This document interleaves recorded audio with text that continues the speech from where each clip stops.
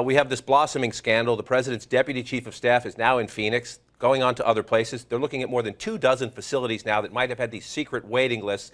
The president met with his Secretary of Veterans Affairs, Eric Shinseki, and then he came out publicly for the first time and talked about this. A lot of people are saying the secretary should go. Well, there's stand by your man, and then there's this. He has put his heart and soul into this thing, and he has taken it very seriously. But I have said to Rick, and I said it to him today, I want to see, what the results of these reports are, and there is going to be accountability. I am going to make sure that there is accountability throughout the system after I get the full report. I know that Rick's attitude is if he does not think he can do a good job on this, and if he thinks he's let our veterans down, then I'm sure that he is not going to be interested in continuing to serve.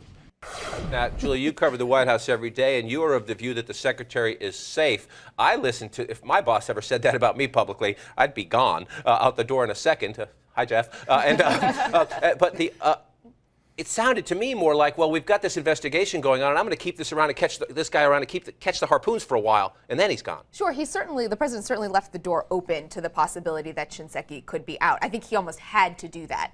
But there is a view that unless something comes out of these reports these reviews that are underway that directly implicates Shinseki, that the White House is going to err on the side of leaving him in this job to oversee this process.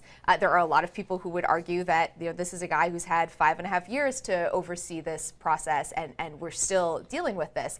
But the White House would be in a position of having a really tough confirmation hearing in a midterm election year on an issue that is becoming deeply political, and I think they're weighing that concern as well. That is their view, and it's pathetic.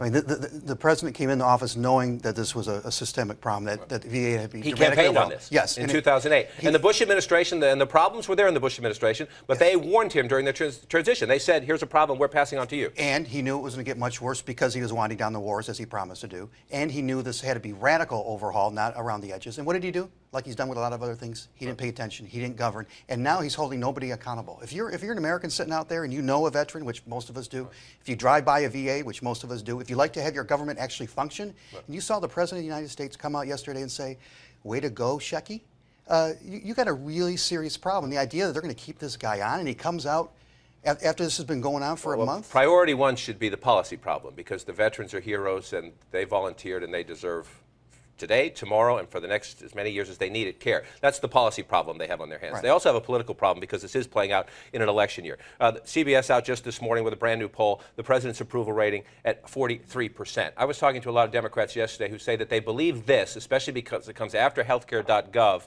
and some other problems for the administration, that this is a break on him changing that number. That when people look at Washington, they see this dysfunction, how is his approval rating going to go up? And so that affects you out on the campaign trail.